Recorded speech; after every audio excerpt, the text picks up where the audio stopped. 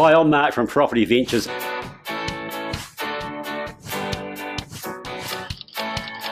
Welcome to this week's New Zealand Property Podcast, where we interview the property expert around New Zealand. Hello all, and welcome back to the latest New Zealand Property Podcast and video series. And we have another guest next to me, Jarod, the economist or chief economist from the Kiwibank. Chief economist from mighty Kiwibank. Well done, chief economist. That's pretty good. Property Ventures are getting there now, so welcome along. So thanks for having me.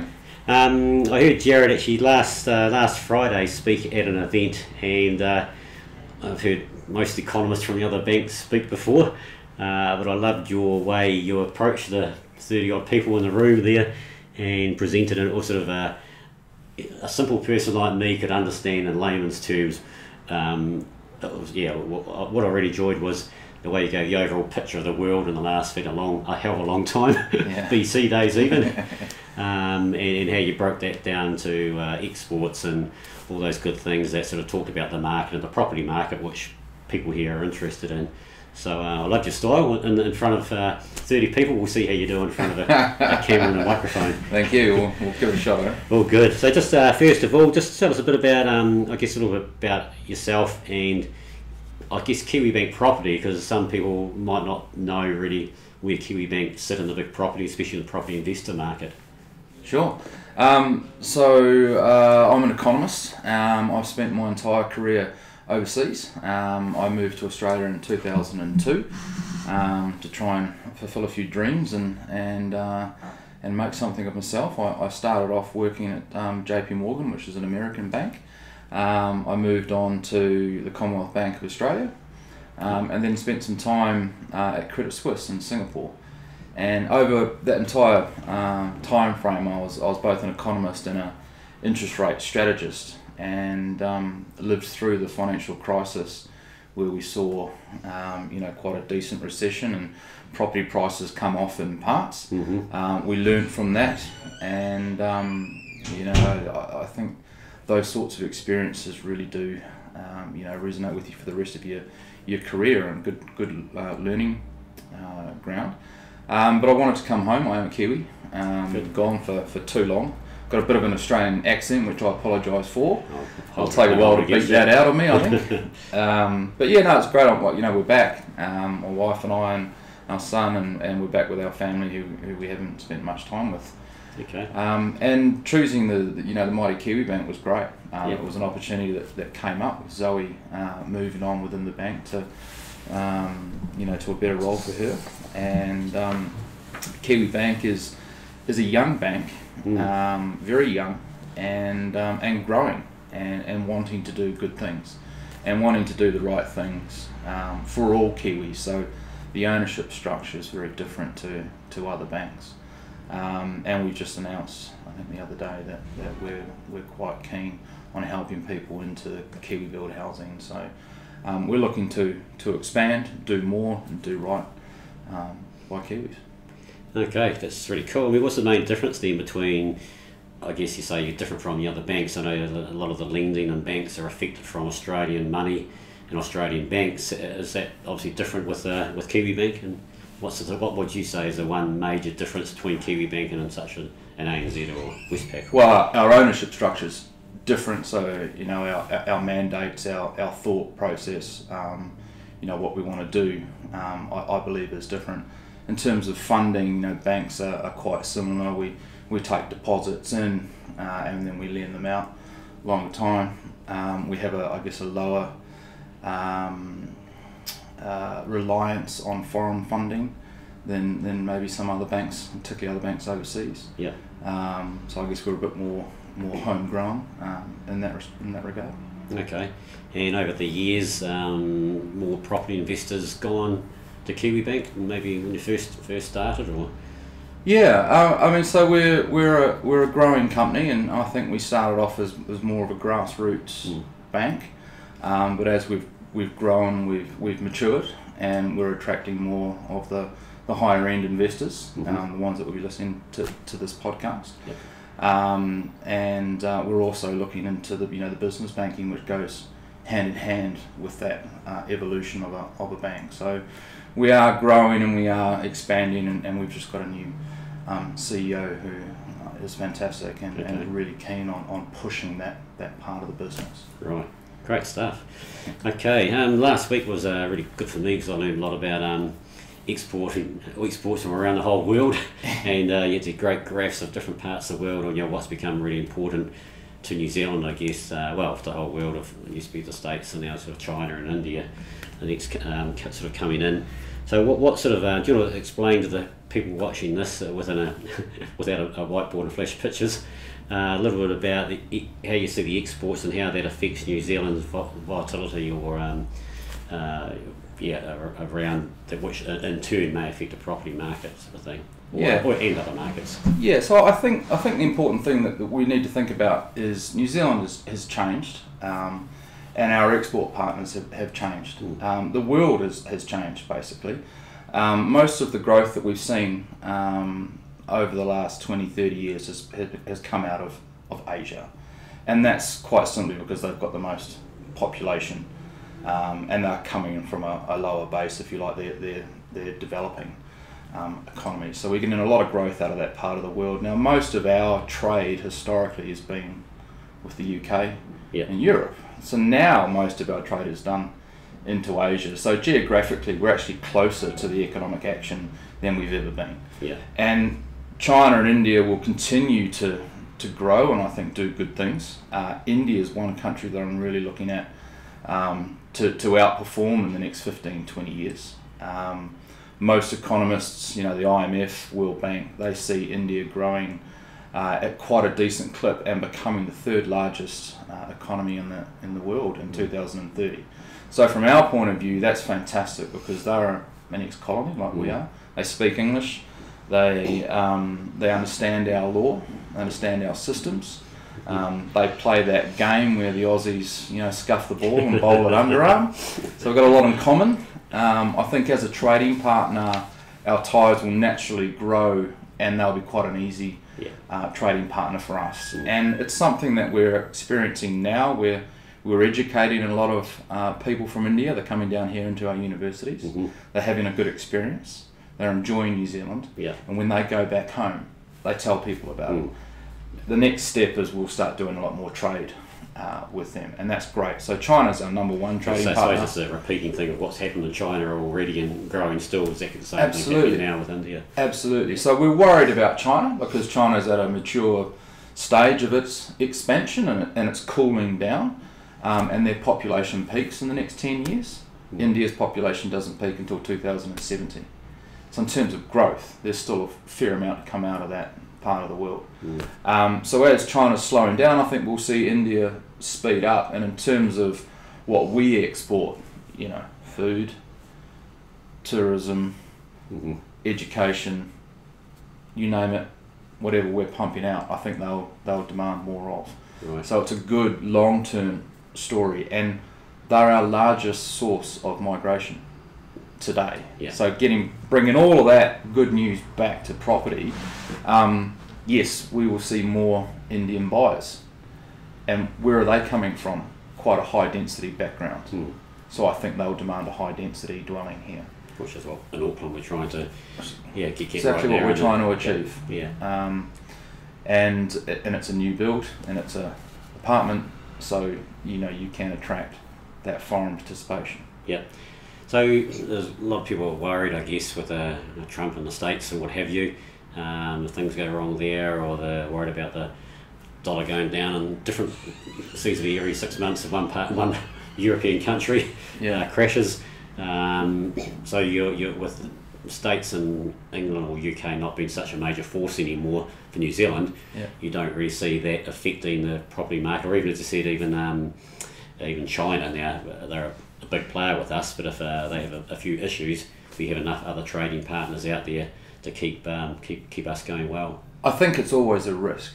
So I think what we're seeing, this rise in populism, so voting in people like Trump or Brexit, or more radical politicians is a concern.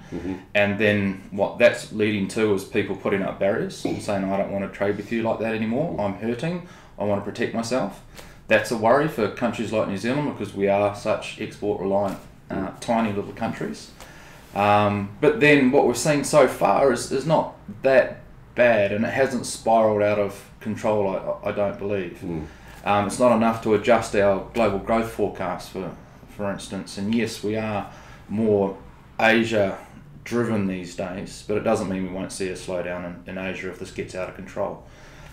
So far so good, I think, and we're seeing a little bit of a slowdown in global growth, but it's just a cooling. It's not a collapse. So in terms of our outlook, I think we're still looking okay. And in terms of what we need to do here, in terms of property, we're behind. We've got a huge shortage here. We ran the numbers, and we're short 100,000 homes. We say 100,000 homes, New Zealand wide or Auckland? New Zealand wide. Yeah. Most of that's in Auckland. Right? Yeah. I think 65,000 of that's here. It's a big number. It's a huge percentage of a stock. Yeah. It's not immaterial. I think now also you see the 100,000 short now is, I guess New Zealand's got, forever when I was a kid growing up, we had 3 million people lived here. That was it.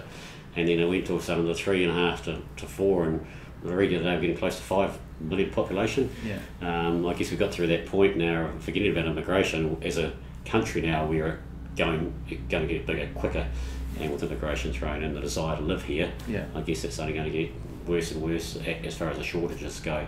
If we don't build. Yeah. And I mean, we are building a lot more today than we were yesterday, but it's not enough to run down the shortage that we've built.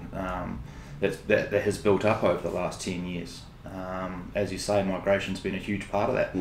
And we quickly think, that's foreigners. Well, actually, most of that swing is Kiwis. Yeah. So Kiwis not leaving, starters. Coming back. And Kiwis coming back, myself included. Right, that's been the largest swing for us. And then on top of that, we are an attractive country, really attractive. You can drink the water out of the tap here. You can go down to the beach, and it's not, it's not as polluted as other countries. So it's an attractive option. We've got people knocking on the door to come down here, and we haven't kept up the infrastructure. Right. Yeah. Okay. How's Kiwibuild going to help that shortage we've got? What's your perspective of how long that will take, and etc.? I know people, the government say we're going to come in and we're going to reduce how many houses. That can't happen overnight. I think you spoke about that last week. It gets bigger every sort of year, and then they might be doing 30, 40, 50,000 homes a year eventually, but not now. Yeah. So I mean that chat we did last week I thought was quite good. There were a few builders in the room, going through in the concrete and a few other builders and that, and talking to them, their biggest concern is they simply can't do all the work that they've got in front of them. They can't hire the right people. Yeah. They want more migrants to come in and help out. The costs of materials are high and spiraling out in parts. So the challenge of actually building these dwellings is quite large. I mean, New Zealand's had a major economic shock that we're still recovering from, and that was an earthquake that wiped out our third largest city, right? And that was a major economic event that's taken years. So we've taken resources and we've put them down there, and now we're distributing back out. So had the earthquake not happened, we might have built more homes. But that's something we've got to deal with, and now we've got to catch up, right? And now we're playing catch up. And the government's stepping in with this, with Kiwibuild. It's a great initiative. It won't be flawless. It'll be difficult to do that many homes over 10 years. But good on them for having a go. And I think we should be spending, we should put in a lot more resources into this to try and iron out these problems, because affordability is an issue. In fact, the question is something you just talked about there, and it's not your expertise, I guess, but why the hell is building costs so expensive in New Zealand compared with some other countries? And in fact, even around New Zealand, Auckland compared with, I was talking to someone today, Turangi, they can build a 2-storey townhouse and sell them for 325,000. Try that in Auckland. In Auckland too, yeah. Or Christchurch. Yeah. Not my area, but from what I can see, it's what we economists would call economies of scale. If you compare it to, say, Australia, much larger, they can buy a lot more at a more efficient price and get more sort of bang for buck. Geography is another issue for New Zealand. We are a small island, and it's not like parts of Australia we can just dump it all into one area and away you go. There are a lot of challenges that we have here, but it is very expensive to build compared to Australia. Yeah, it is. And I guess it's what you're saying then, it's the opposite of the export advantages we have of getting closer and closer to our partners. Is we're bringing in materials to build, we're so far away. I guess I can explain it that way. It makes sense, I guess. Yeah. Okay, very good.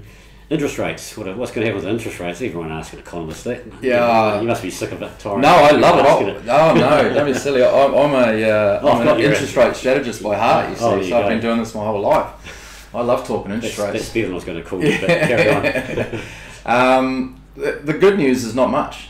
Actually, I think that's the news that people should take from this. Don't be too worried about interest rates over the next few years. And the central bank made that very clear last week. They came out and told us we do not expect to lift the cash rate until late into 2020.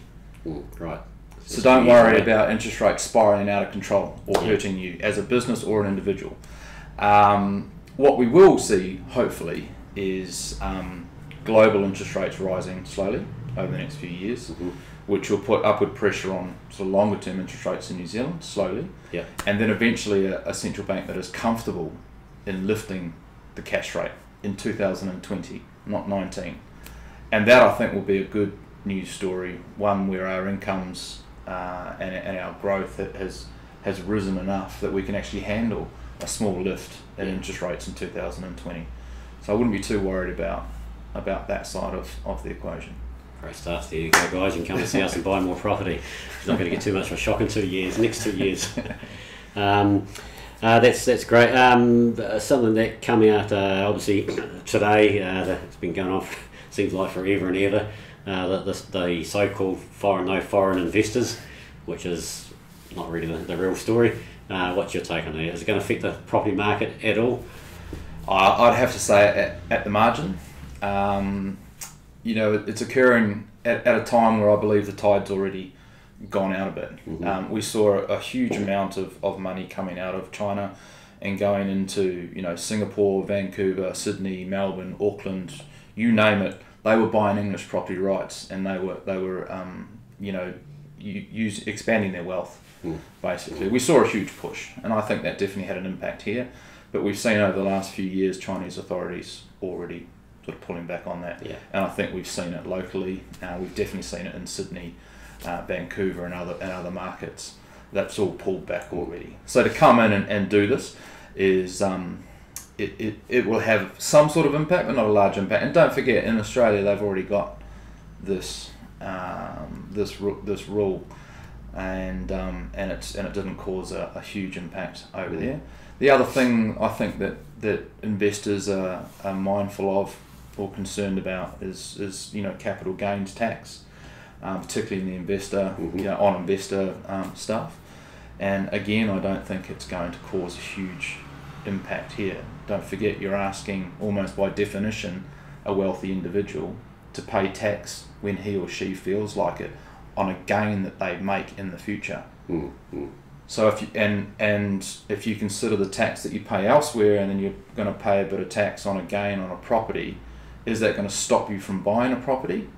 Not if you believe in the income associated with that property and the potential for it to make money over a long enough time frame. I think a speculator would be potentially worried about that, but an investor shouldn't be, because you should be in it for the long term. Longer term. I mean, the speculator thing, I laugh at a little bit. I mean, there are speculators and speculators, I guess, and some are out there don't do what they're supposed to do. But people like myself, up to a few years ago, I traded, and that's all I did, and a lot of my friends did. But we all paid our tax anyway, so capital gains tax is going to make a difference. We're already paying it. But I guess there are some might be caught up. I guess the 5 year bright line rule was the one that will hurt many people for for reasons they don't want to sell and they don't really want to sell, they have to sell, all of a sudden they're going to be taxed. They're the ones I think will hurt, and whether people then have to hold on longer, less stock to sell. Don't know. So LVR rules 35% at the moment. People are saying that will come down sometime soon. What about, you'd answer that question or verify what you think, but also a first home buyers, are they going to come back down a little bit, in your opinion? I think first home buyers will keep climbing higher as a percentage of what's happening, and we're definitely seeing that at Kiwibank. We might be skewed compared to some of the other banks, and that's where we really are targeting that market. But I think that will continue to lift, and the more supply that comes on board, hopefully it will continue to lift. LVRs, it's a very good question. I believe that if you look at the credit growth, the quality of the credit growth, and what we've seen in the last couple of years, I believe it's improved enough and slowed down enough that maybe the central bank could look at relaxing that a little bit. But you're not going to take it off completely, I don't think. So we've gone from 40% last year, and they've tweaked it down to 35. Maybe they take it a little bit further from there, just to help put a little bit more oil in the engine, so to speak. I do note that the LVR restrictions here are quite strict when you compare it to Australia. Right. So we are really making sure that this market is not driven by speculation or I guess lower quality lending, more so than what the Aussies are on the other side of the Tasman. Okay. Okay. So what you're saying then, interest rates going to stay the same. The property market, I guess. Where do you see in the next sort of 2 to 5 years? I guess Auckland and outside of Auckland, because two distinct markets, and even they both got markets within markets. But generically thinking, 2 years, I guess, pretty well what it is now. 5-year crystal balling. Yeah. So we've just put a research note out. We spent a bit of time looking at where we thought the housing market was going to go. Right here, right now, we've seen Auckland cool down. I think we will go sideways here for a while. There is a chance that we see a small fall to 3-5% fall. I don't think that's something to be overly alarmed about. It's merely sort of giving back a little bit from some very strong gains that we've seen in recent years. And what we're seeing is money coming out, if you like, and going into the regions at the moment. So we're seeing Hawke's Bay, other parts of Waikato, Northland, really taking off. And I think that is Auckland is actually, baby boomers leaving and retiring somewhere else. Selling a $1.5 million place here, buying a $600,000 place elsewhere, and putting the rest in a term deposit. Job done for many. And that's a great trade. That is a lot of people's retirement, a way that they retire. But we're also seeing a lot of younger families looking elsewhere as well. My father lives up in Magawai, and we've seen a lot of young families up there. About 500 a day apparently. Wow. Driving to Auckland from Magawai. You spend an hour and a half in a car each way at least. But you buy a house up there for half of what you're doing in Auckland. So there is that movement out. So Auckland, I think, prices go sideways, for a year or two. But the fact that we are massively undersupplied here, and our population is going to continue to grow, eventually we'll see prices start to lift again into the 20s, and hopefully that is driven by our incomes lifting, and then the rest of the country you'll see slow down over that period as that regional push eases off, and then pick up again into the 20s. When you look at a market, any market, you want to figure out whether it's oversupplied or undersupplied, and that's the first thing you look at. Are there too many or too few? There's too few, so it's hard for the price to fall too far, in my opinion, unless you get a really bad economic shock. Yeah. And unemployment rises substantially, people have to throw the keys back, or interest rates spiral out of control. Again, not forecasting either of those. Yeah, an interesting couple of points, Steve. There was I've just been thrown in my face the last few months, or 6 months. Had a few blocks of flats in Wanganui we've been selling. And at the start of the year, there were a few blocks for sale, and people were offering ridiculously low amounts for this blocks of 3 and block of 4 flats. Yeah. Sold 2 of them, moved forward to right now. Got one under contract, and there's 20 people that want to buy this last 4-bedroom one that's under offer, and now today we've actually had a multi-offer on a backup, right. and paying so much more than a hell of a lot more than it was back at the start of the year, but there's none available, and people going, I want this, there's none available, 10, 20 people want to buy it, there's supply and demand, both extremes within 6 months in a place like Wanganui. So what it tells me is, maybe Wanganui's had a good 3 months of growth, I guess. Yeah. One of those smaller town. Well, if you look, so I was there a month ago, and I heard all those similar anecdotes. Actually, okay, a lot of people saying, that they're moving into the area, but there's just not enough, housing. Yeah. And the rental yield, 9%. Yeah. 9%. I mean, that is off the charts when it comes to property. Yeah. And I said, well, is it because it's really hard renting these things out, or no? There's just a huge shortage. You just can't get them. Yeah. So there needs to be a supply response there. But a classic example of Aucklanders coming out as well and looking for something different, beautiful part of the world to retire. Yeah. And demand just fueling that price rise. The other thing I also spoke about this morning with someone else was what you alluded to, the shortage of stock, I guess, but it's unusual, I guess, after the market's had all the rises it has. I guess we've come to a plateau more because the banks don't lend money, which is a good thing, unlike 10, 12 years ago. But there's not this oversupply of places on the market, which is normally now you go, there's thousands more properties have come on. There's too many properties that all dips, but there's still that real shortage, which I suppose just amplifies the unusualness of it now. It amplifies the fact that we are short of 100,000 houses around New Zealand. The Wanganui story tells that as well, I guess. Yeah. Because the prices are stagnant in Auckland also at the moment, but there's still not many houses to sell. So I mean, I think the Reserve Bank, they've given with one hand and taken with the other when it comes to property. So they've lowered interest rates, and they've told us interest rates are going nowhere. But in the last 2 years, they've done quite a lot on the macro-prudential side, the LVRs that you were talking about. So if you go back to 2016 and look at lending, 40 to 45% of the flow of bank lending was into investors.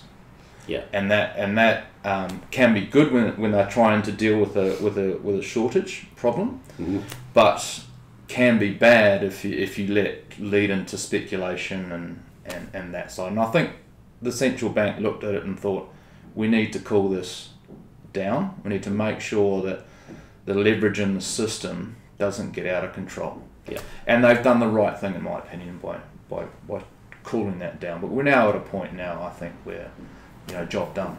Yeah.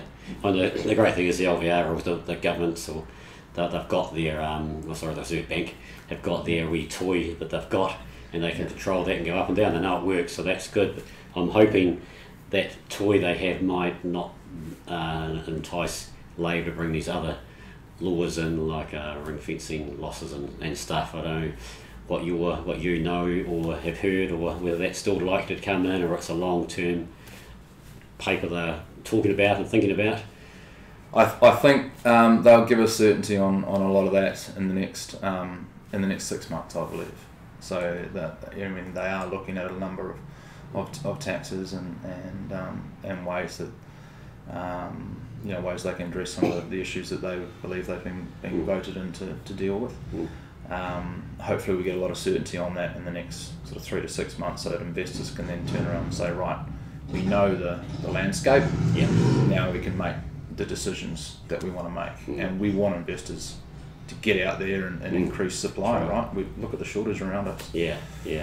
No, that's for me. I'm pretty from everywhere I hear and see at the moment, I'm pretty confident with where things are at the moment. That's our biggest threat, I think, is what the government will change for property investors. So, okay. Well, we've got an economist here from a bank. What would be Kiwibank, even from New Zealand? What would be your advice, maybe, for just someone starting out wanting to buy their first home, and or even maybe first investment property for an investor, a young investor hasn't got anything yet?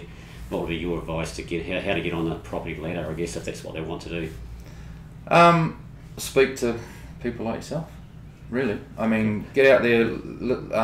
Listen to the advice that's been made by property professionals. As an economist, I look at macro trends and I think we all need to save a little bit more, and we all need to start saving earlier and save harder and do the best we can to get that deposit as soon as possible. But I think that's just very simple advice. There are financial advisors out there, there are property experts like yourself. Sit down and say, how do I get that deposit? And once I've got that deposit and I've got my first home, how do I get my first investment property, and what does that look like? And what do I need to take into account? Because there's a lot that it's a significant investment, probably the largest investment most people will make in their lives.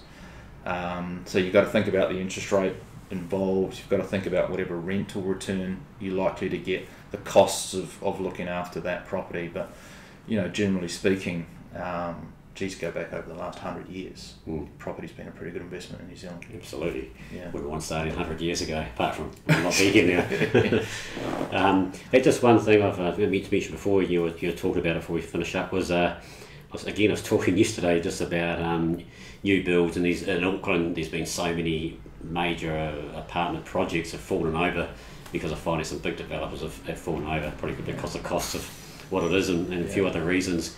I was thinking, excuse me, a year ago, there's going to be an oversupply of apartments in Auckland in 3 years' time. I'm now looking the other way. I think there's going to be an undersupply of apartments, and even second-hand apartments are probably going to be a good buy, and even in new apartments. And as I say, the people immigrating, Chinese, Indian, they're used to living in those small environments, and I know people outside Auckland don't get it. I've lived for 3.5 years just recently, so I know now and experience what they do. It makes life quite simple, that's for sure, without mowing lawns and doing the gardens.